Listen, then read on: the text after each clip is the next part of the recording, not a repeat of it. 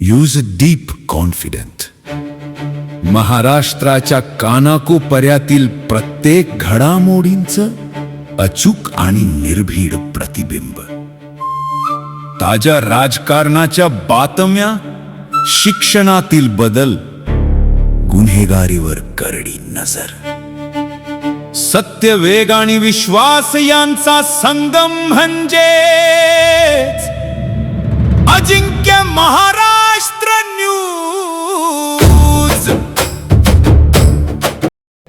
महाराष्ट्राचे मुख्यमंत्री माननीय देवेंद्र फडणवीस यांनी निवडणुकीपूर्वी सर्व शेतकऱ्यांचा सातबारा कोरा करू असं आश्वासन दिलं होतं. परंतु त्यांनी सातबारा कोरा करण्याचं सोडून कुठल्याच गोष्टी न केल्यामुळं महाराष्ट्रामध्ये अखिल भारतीय किसान सभेच्या वतीने मोठ्या प्रमाणात आंदोलनं करण्यात आली.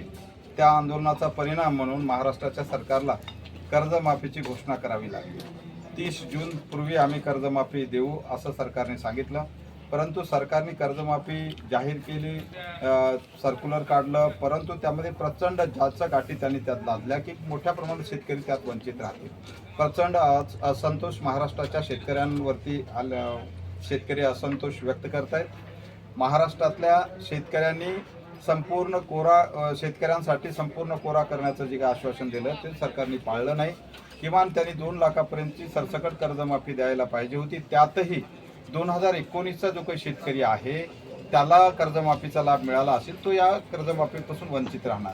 म्हणजे जवळजवळ 12,69,000 शेतकरी, त्यांना फक्त 5,000 रुपयांची बळवण होणार आहे.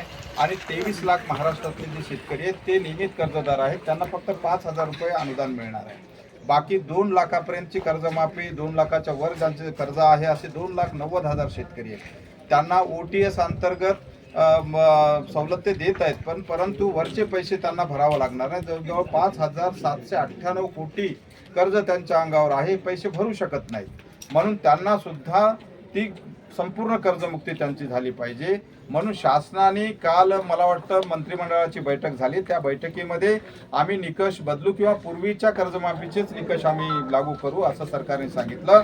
परंतु आम्हाला म्हणायचं आहे, पूर्वीचे निकष तुम्हाला लावायचे असतील तर प्रवीण प्रदेशी समिती कशासाठी नेमली, इतका वेळ कशासाठी घालवला, सरकारचा पैसा विनाकारण कशासाठी खर्च केला, हे सुद्धा सरकारने उत्तर द्यायला हवं. आणि आज महाराष्ट्रामध्ये शेतकऱ्यांच्या वतीने जे काही आंदोलन होत आहेत, संपूर्ण कर्जमुक्ती शेतकऱ्यांची सरकारने केली पाहिजे असं महाराष्ट्र किसान सभेच्या वतीने या ठिकाणी आम्ही संकल्प करतोय. आणि महाराष्ट्राच्या GRची पण या ठिकाणी आम्ही होळी केलेली आहे. धन्यवाद.